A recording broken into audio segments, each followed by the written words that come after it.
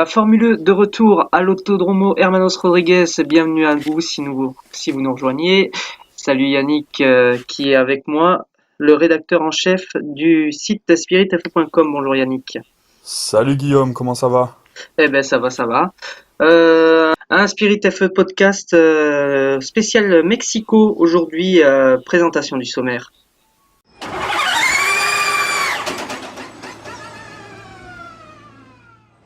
Voilà, nous allons évoquer la présentation du tracé avec une appréciation personnelle sur le circuit. Nous allons également parler de l'E-Prix de l'an passé avec la victoire de Lucas Di Grassi.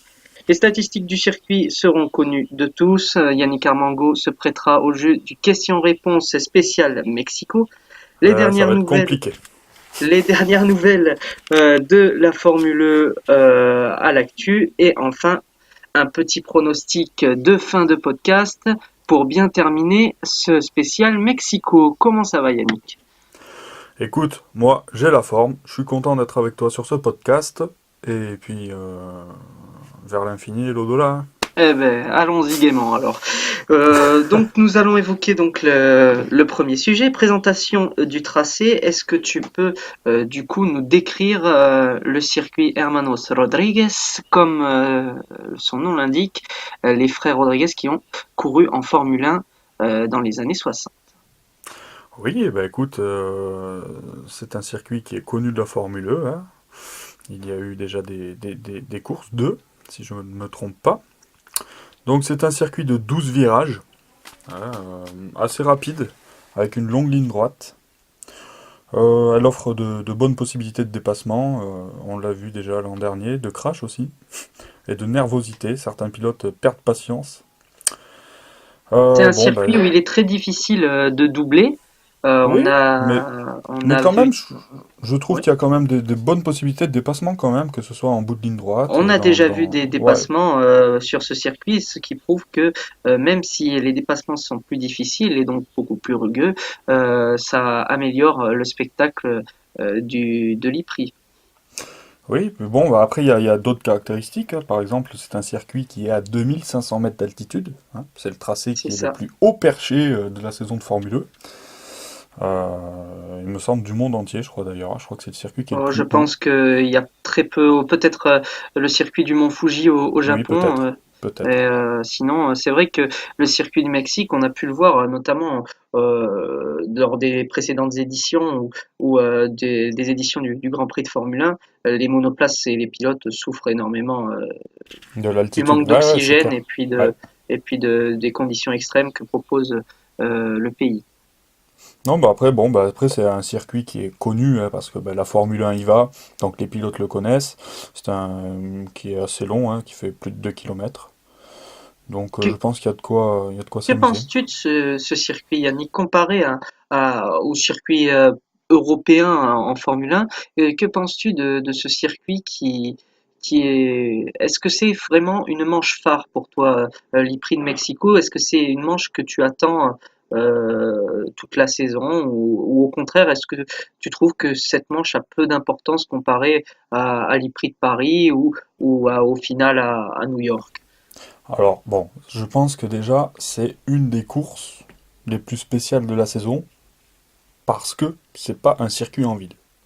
C'est une piste c'est une piste qui est là à l'année, hein, c'est Tout à un fait. circuit de course. Donc il y a ce changement-là. Les Formule 1 roulent habituellement dans des circuits en ville avec des murs très proches. Bon, là on a une configuration qui est différente. C'est pour ça aussi que euh, la course peut être nerveuse entre les pilotes parce que bah, les monoplaces, on va dire, ne sont pas extrêmement faites pour rouler sur ce type de circuit. Voilà, Mm. ça rejoint un petit peu ce qu'on disait tout à l'heure, c'est-à-dire que les monoplaces, les pilotes souffrent et c'est surtout dû au mental, puisque les monoplaces actuelles ne sont pas forcément très rapides sur les longues lignes droites de Mexico. Il faudra attendre l'an prochain avant que cette manche soit peut-être un peu plus appréciée des pilotes. Oui, avec la nouvelle monoplace qui devrait atteindre des vitesses au moins Excessive 300, et puis 300 km/h, voilà, et puis qui comme dit devrait donner des Gracilani. sensations à certains pilotes. Voilà, et puis là, il y a de quoi, avec la ligne droite, atteindre cette vitesse-là.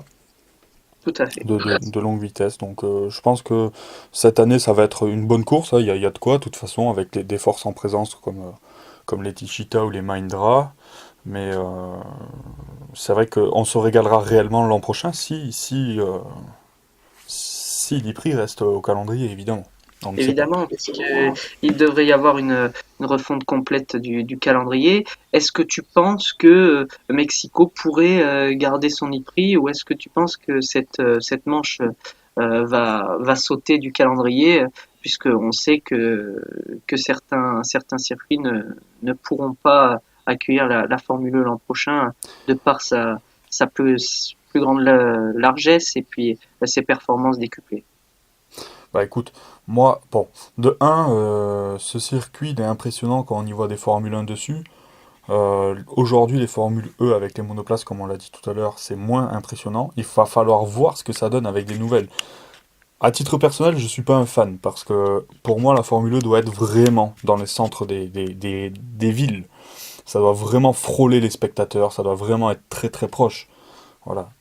Là, c'est un circuit. Bon, c'est plus compliqué, je pense, parce que on a tous les mêmes monoplaces, même si les groupes propulseurs sont différents, mais les différences de performance sont pas énormes par rapport à une compétition comme la Formule 1. Donc, je pense qu'il faut lui laisser sa chance l'an prochain pour voir si les nouvelles monoplaces sont adaptées au circuit, en tout cas sont mieux adaptées au circuit que celles des 4 premières saisons. Après, on verra. Mais faut pas juger tout de suite, je pense. Il faut laisser le temps. Il faut lui laisser une chance avec les nouvelles monoplaces. C'est un circuit historique. Donc, dans tous les cas, c'est plaisant. Parce que c'est comme Monaco. Voilà, c'est des pistes historiques.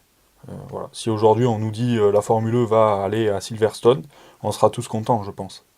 Si je te dis, cite-moi un IPRI dans l'Amérique du Sud, est-ce que tu me citerais Mexico ou est-ce que au contraire des IPRI comme Buenos Aires ou, euh, ou comme Santiago au Chili dernièrement sont plus attrayants à tes yeux ou est-ce que tu penses que Mexico est vraiment la manche phare de cette partie du continent américain? Bon, ce qui est bien avec Mexico, c'est les fans. Ils sont tous à fond là-bas, ils adorent ça, ils se déplacent en masse. Donc c'est vrai qu'en termes de spectacle, en tout cas pour les fans, ils sont là, ils sont au rendez-vous. Dans les autres villes, comme tu le dis avec Buenos Aires ou Santiago, je préfère car la piste est vraiment dans le centre des villes. En tout cas, ils font leur maximum pour faire une course avec des murs proches, ce qui est la base de la Formule 1. Voilà, le but du jeu, c'était Oui, vraiment de mettre tout les à fait. voitures dans les villes pour que les gens qui habitent dans les villes puissent se dire ah ouais, les voitures électriques c'est cool en fait. Là, les mettre sur un circuit, c'est un petit peu les. Ils ont la chance que voilà que les Mexicains soient très très fans de sport auto et qu'ils vont se déplacer. Parce que ça serait fait dans un autre pays où il n'y a pas autant d'engouement pour cette catégorie, ça serait beaucoup plus compliqué, je pense, de mettre la Formule E. Voilà. Si on met la Formule E sur le circuit de Barcelone, par exemple, je suis pas sûr qu'il y aurait grand monde sur le circuit. Mais merci Yannick pour cette analyse claire du tracé et de ton appréciation personnelle. On va passer tout de suite au deuxième point de notre podcast.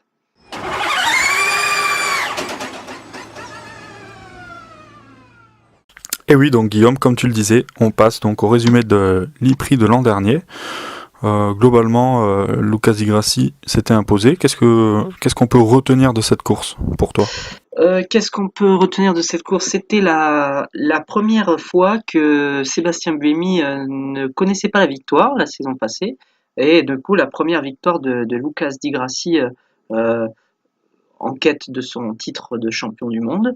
On pouvait également dire que le Mexicain Esteban Gutiérrez remplaçait Makingwa aux côtés de Jean-Ric Verne chez Tichita. C'était le changement majeur. Non, voilà. Après, c'était un très bel e-prix, très très bel e-prix, avec une hécatombe chez les favoris en qualification. Hein, voilà, on avait eu un superbe Oliver Turvey qui avait signé sa seule pole position en Formule E actuelle.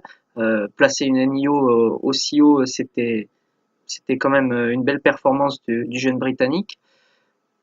voilà encore un Jean-Éric Vergne qui passait à côté de ses qualifs alors que c'était peut-être le plus rapide. Voilà, on a eu une très belle course à deux vitesses pour Lucas Di Grassi et Jérôme D'Ambrosio, qui ont profité des éléments de course pour se relancer dans la lutte à la victoire avec le safety car qui est sorti. Euh, non, voilà, Jérôme D'Ambrosio n'a pas pu aller au bout de son effort et il aurait mérité un podium, mais sa monoplace était vraiment en rade quand c'est sonné la fin de la course. Donc voilà, Lucas Di Grassi, très belle victoire. Et donc du coup, avec un beau vainqueur devant Jean-Éric Vergne et Sam Bird, on a eu une grosse performance de Mitch Evans qui a terminé quatrième pour son premier e-prix, son troisième e-prix pardon, et Nicolas Prost qui complétait le top 5. Voilà pour les principaux faits d'armes de la course de l'an passé. Ouais, Hervé qui avait réussi vraiment à aller chercher une belle pole position, pardon, devant Daniel Abt. Bon, pour très peu, hein, c'était très très serré. Mais de toute façon, déjà l'an dernier, Nio montrait des signes de performance. Oui, Et sauf que cette année, on voit, cette année, c'est plus sans compliqué, c'est Nelson sûr, mais Piquet Junior, on voit que c'était vraiment le taulier qui tirait vraiment Turvey vers le haut, puisque Turvey a vraiment fait une bonne saison globalement l'année dernière. Mais aujourd'hui, avec deux pilotes moyens, hein, avec Oliver Turvey et Luca Filippi, c'est beaucoup beaucoup plus dur pour Nio. Et quand on voit que Jaguar a progressé avec un Mitch Evans, un très bon jeune pilote, et puis le champion du monde Nelson Piquet Junior, il n'y a pas de secret. Il a vraiment une grosse influence, le pilote bah, brésilien. je pense que si Nelson il est parti aussi de l'équipe, c'est pour une bonne raison, hein. De toute Exactement, façon, ouais. je pense sinon il serait pas parti. Il est resté, il a quand même été patient après la seconde saison qui a été plus que compliquée pour eux. Et puis bon, bah là voilà. Après bon, bah Di Grassi, oui, comme tu le disais, qui a remporté sa première victoire l'an dernier. C'était la victoire de la stratégie, et là on pouvait voir le domaine de prédilection de Audisport Apt, c'est-à-dire que ils ont concrétisé la sortie de la safety car pour relancer Di Grassi et D'Ambrosio, enfin Di Grassi et D'Ambrosio du coup qui a calqué sa stratégie, mais Lucas Di Grassi qu'on croyait qu'il n'allait marquer 0 point et vraiment se distancer au championnat du monde, a réussi à gagner la course de peu face à Jean-Éric Vergne qui a buté sur D'Ambrosio pendant euh, toute la deuxième partie de course. C'est ça qui a aidé Di Grassi à remporter sa victoire. Bon, bah, du coup, Yannick, on va passer à la troisième partie de notre podcast, les statistiques de l'IPRI Mexico.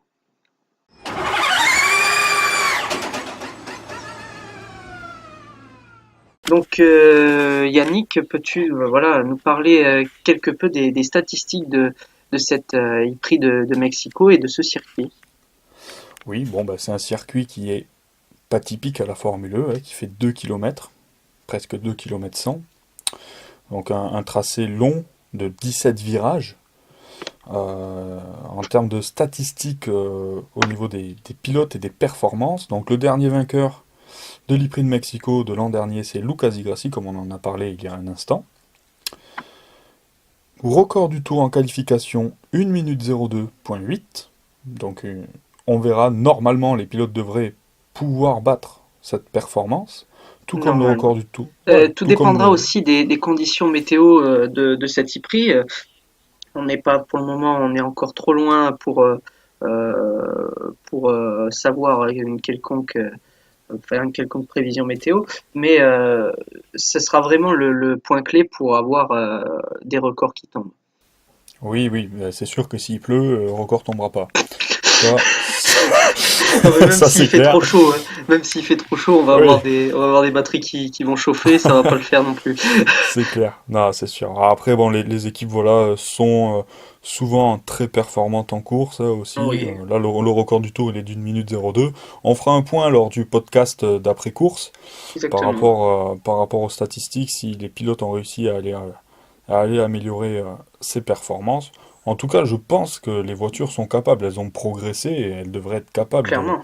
d'aller Clairement, chercher ces perfs. elle devrait être capable de pouvoir aller titiller ce record, voire de l'exploser. Si on a un superbe Félix Rosenqvist ou Jean-Éric Vergne en tour de Superpole, ils sont largement capables de pulvériser ce record. Ouais, je pense aussi. Je pense aussi. Et puis bon, bah, Mexico, ça va leur donner la foi, ça va leur donner la chaleur pour aller se surpasser. Et oui, la ferveur des supporters, La mais ferveur des supporters.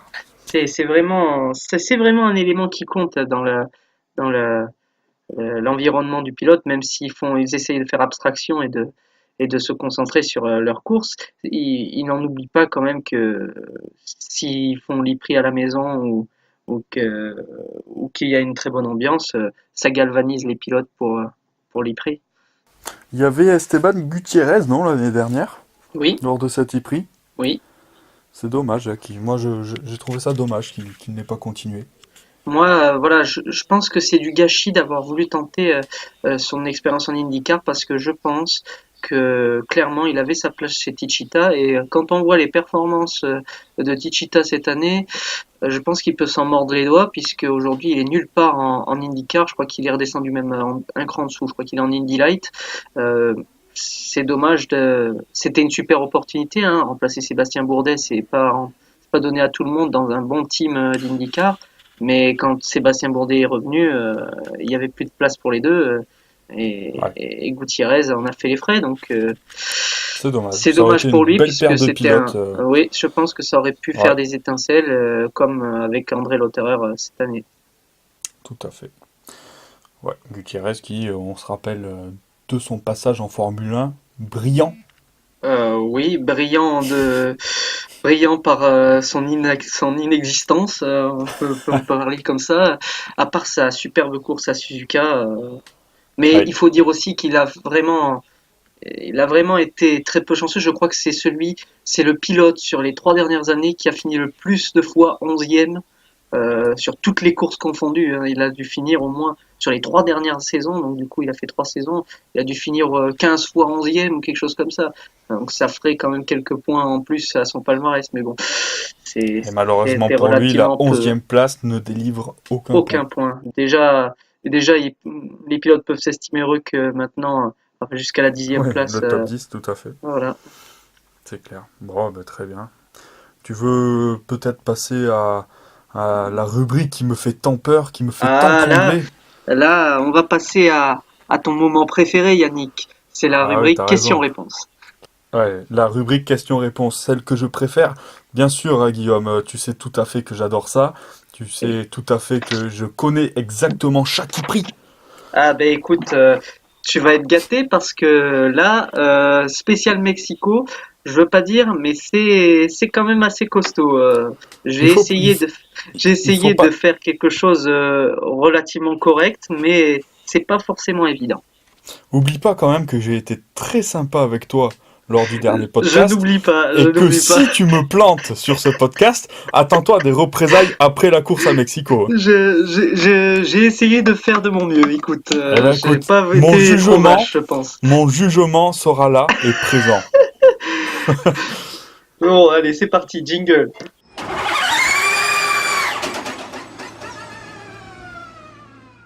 Bon, Yannick, est-ce que tu es prêt à passer sur le grill? Ben moi je suis toujours prêt à me faire chauffer. Donc, première question. Est-ce que tu peux me citer le podium exact du premier e-prix de Mexico?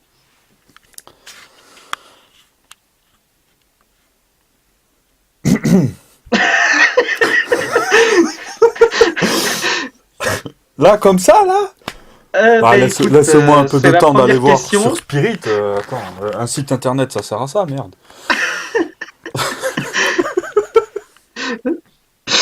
Ça Bon, commence bien. je t'avoue que non. Mais bon, faut dire qu'à la différence entre Et tu toi peux et moi, tenter c'est que quelque moi, chose de toute façon. je suis. Oui, je peux tenter. Alors attends, Mexico, ils sont arrivés à la deuxième saison. Exactement. Déjà, Ils tu as sont un bon arrivés à la point. deuxième saison.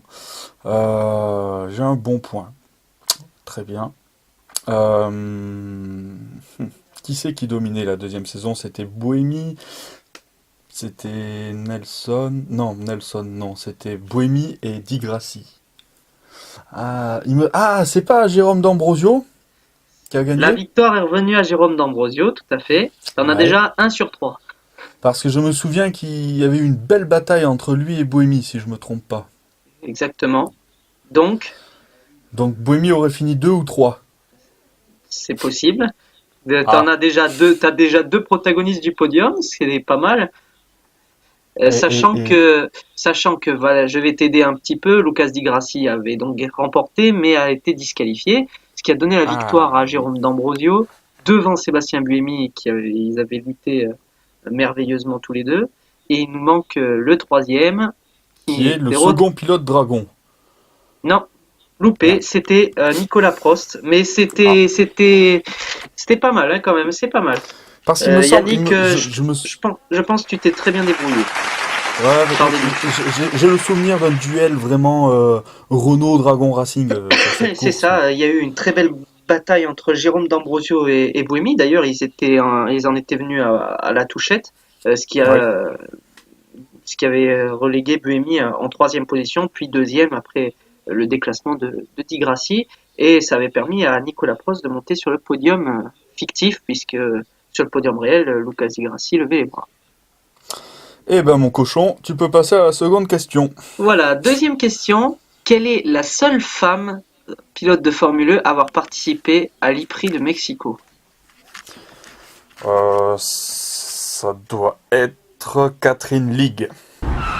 Loupé, c'est Simona de Merde. Silvestro. Elle, Euh, elle roulait chez qui alors? Parce que Catherine, Simona. Simona roulait chez Aguri, chez Andretti. Chez Andretti, elle a fait 2 saisons chez Andretti. Euh, Catherine Legge, Michela Cerutti et je ne Ah, sais exact, plus je l'avais quoi. oublié elle. C'est vrai. Michela, voilà, c'est Simona roulait chez Andretti. Et Catherine Legge et Michela Cerutti ont arrêté à partir de la première saison. Et vu que l'E-Prix de Mexico est arrivé à la deuxième, il restait plus que Simona. Voilà. Ben bravo. J'espère que vous apprenez autant de choses que moi. La troisième, c'est le but de ce question-réponse. Ouais, La, ben, tro- bonsoir. la troisième question, quel est le seul Mexicain à être rentré dans les points lors de l'E-Prix de Mexico? Ça, c'est une question piège, il me semble, non? Ben, t'as une chance sur deux, il y a eu deux Mexicains. Ah, putain. Allez, Gutiérrez. Bonne réponse, Yannick. Voilà, c'était pas piège. Salvador Combien, Duran combien, n'est jamais rentré combien il dans les avait points. fini? Il avait fini, de mémoire, il avait fini neuvième ou huitième. Huitième, je crois. D'accord. Voilà. D'accord. Et Salvador Duran a marqué des points en Formule 1, mais jamais lors de son Pas à éprix Mexique. national. Pas à Mexico. Ouais. Voilà. Quatrième et avant-dernière question. Peux-tu, s'il te plaît, me donner le classement de Sébastien Buemi lors du dernier éprix à Mexico? À Ah une oui, place près. je peux te le donner, juste laisse-moi regarder mes fiches. Il a fini 13e. Exactement, oui, voilà. Voilà. Mais vu que tu as triché, la dernière question va être un peu plus cocasse. Peux-tu, s'il te plaît, pour la dernière question, me donner l'auteur du plus beau dépassement du Lipri dernier? C'était un dépassement au Stadium sur Jérôme D'Ambrosio et ça a été fait pour le gain de la troisième place. Ah bah c'est Prost. J'ai pas précisé l'Ipri, c'est l'Ipri dernier. On n'est plus sur Mexico. Non, non, D'accord. on est sur Mexico. Euh, Alors, je répète la question. Est-ce que tu peux me donner l'auteur du plus beau dépassement de l'Ipri de Mexico dernier, qui s'est fait donc sur Jérôme D'Ambrosio au Stadium pour le gain de la troisième place? Ça veut pas dire que il a fini troisième, mais c'était pour le gain de la troisième place. Et c'est bah, d'ailleurs l'un des plus beaux dépassements de la Formule 1 Lucas Di toute, Grassi. toute non, c'est pas Lucas Di Grassi, c'était Sam Bird. Sam Bird qui avait Sandberg. plongé à l'intérieur et Jérôme D'Ambrosio s'était rabattu. Il avait fini à 2 millimètres du mur et il avait quand même réussi à dépasser Jérôme D'Ambrosio. Ça a été élu, je crois, le plus beau dépassement de la Formule 1 de l'année dernière. Très bien, bah en tout cas tu Voilà. m'as bien Ah, ben tu écoute, m'as bien passé sur le grill, là, pas sur de problème. Mexico, c'était difficile, voilà. Mais je trouve quand même que tu t'en es bien sorti t'as trouvé Gutiérrez, t'avais trouvé deux membres du podium, Buemi, c'est pas mal quand même. On verra au prochain podcast ce qui t'arrivera. Ah bah On écoute, verra ça. moi je demande que ça. Donc du coup, on va passer à la cinquième rubrique de notre podcast, c'est la rubrique dernière news.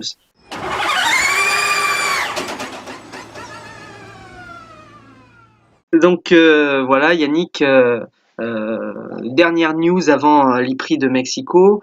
Mauvaise nouvelle pour Alex Lynn. Oui, Alex Lynn, qui lors des prix de Santiago a dû abandonner après un problème de boîte de vitesse, bah, va devoir la remplacer cette boîte de vitesse et malheureusement va prendre 10 places de pénalité sur la grille de départ à Mexico. C'est bête. Oui, c'est particulièrement embêtant pour lui, lui qui peine hein, en ce début de saison. Oui, c'est difficile pour lui, même s'il y a des arrivées dans les points, 3 fois il me semble, mais c'est des petits points, quoi. C'est une 9e place, voilà. C'est pas top par rapport à son équipier surtout. Ben Encore oui, une fois. sachant que il n'est pas forcé, c'est pas qu'il est forcément hors du coup, c'est que vraiment, bon, il est moins rapide que son coéquipier Sam Bird, certes, mais il a vraiment eu pas mal de malchance en ce début de saison et ça continue. Hein, l'E-Prix dernier, il était dans le top 5 ou il était 5 ou sixième.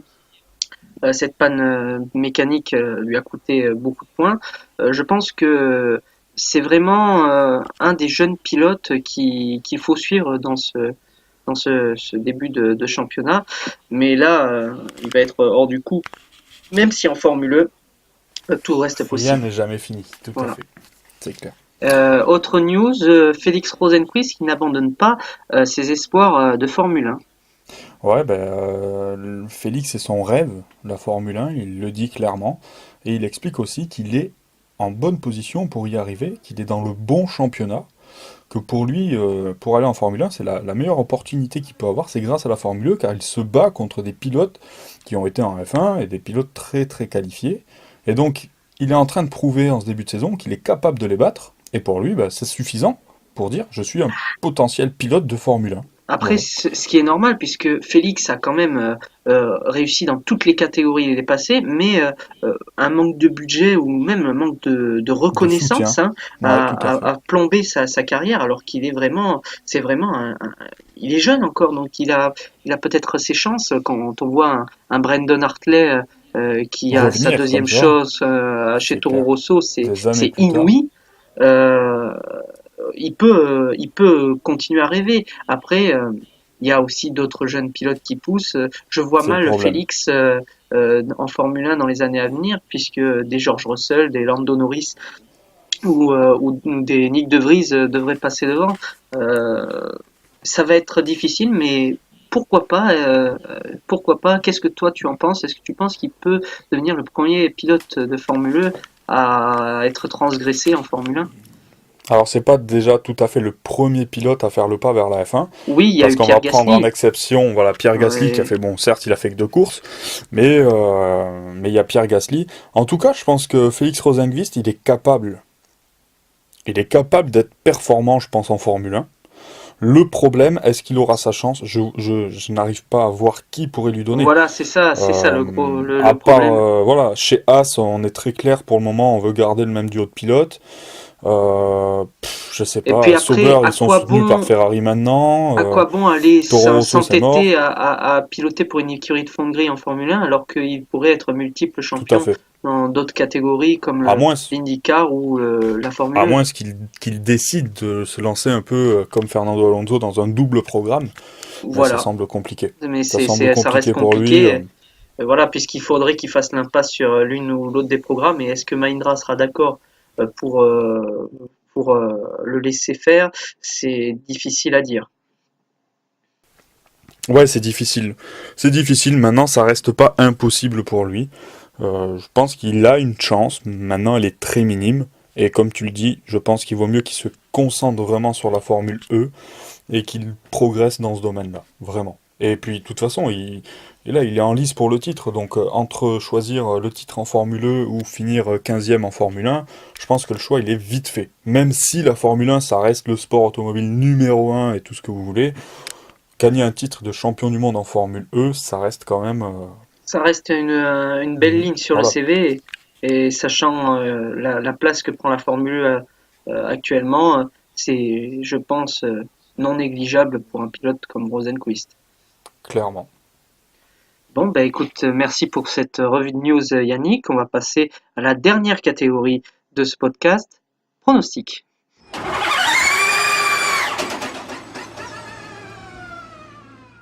Bon, ben les pronostics, comme son nom l'indique, voilà, hein, il faut pronostiquer les, on va dire le podium du prochain Prix de Mexico et aller pour le fun, on va dire celui qui va réaliser la pole position également.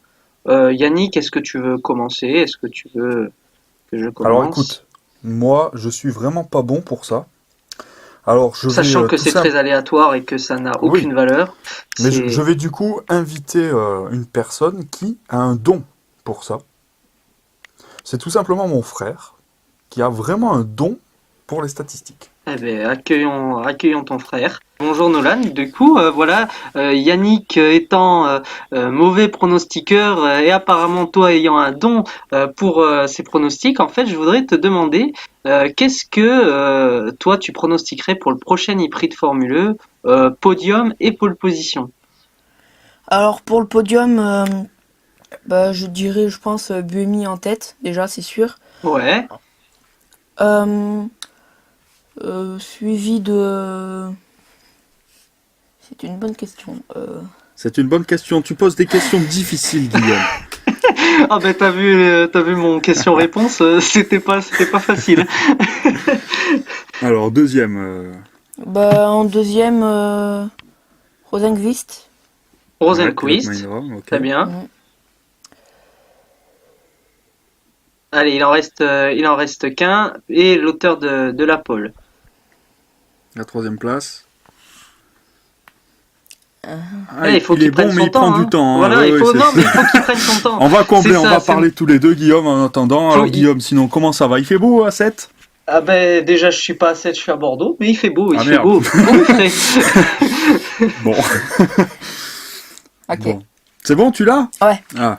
Alors, Et donc en troisième place, Jean-Éric Vergne. Donc, Bohémie, Rosenqvist et Verne. Ouais. et Et la pole en position? et la pole position Pole pour position, Buemi. pour Bohémie. Bohémie. Bon, eh ben, je veux dire que ce garçon a du goût puisque j'ai exactement, quasiment le même podium, sauf que j'ai interverti les places entre Rosenquist et Buemi. J'ai dit pole position Rosenquist, victoire Rosenquist, deuxième place Buemi et troisième place Vergne. Donc franchement, on a les mêmes goûts au niveau statistique et pronostic. Bon, bah, eh ben voilà, tu vois quand tu veux. Bon, bah, très bien. Bon, allez, moi, pour le kiff, Allez, Yannick, je vais t'en donner un. Pour Luca le kiff, Filippi, donc, c'est Non, ça? non, non, Allez. Lucas Philippi, non, mais attends, quand même. Et je suis pas bon, mais pas à ce point, quand même. Ah d'accord, même. Oliver Turvey. Non, non, Vas-y, vas-y. Ouais, pour la pole, Nelson Piquet. d'accord, Nelson Piquet. Ouais. Et pour la victoire, enfin, pour le podium, troisième, Buemi, Oui, deuxième, Vergne, oui. et premier, Piquet. Eh ben, c'est un très beau pronostic et ça serait un beau vainqueur, un vainqueur qui n'a plus gagné de course depuis 3 ans, donc ce serait une belle victoire pour lui et donc très bon pronostic également. Tout à fait. Bon, bah écoute, merci pour ces pronostics. On va conclure ce podcast. Tu as quelque chose à rajouter? Eh ben écoute, je pense qu'on va assister à un bon e-prix et puis on se retrouvera la semaine prochaine pour le résumé, voilà, pour parler ensemble de ce qui s'est passé. Eh ben, merci Yannick, voilà, d'avoir participé ce podcast. Merci à Nolan qui est venu pour pronostiquer cet e-prix. Et puis, bah, nous, on se donne rendez-vous la semaine prochaine pour un nouveau Spirit Podcast After e-prix cette fois-ci. Salut à tous. Ça marche, salut à tous. Salut.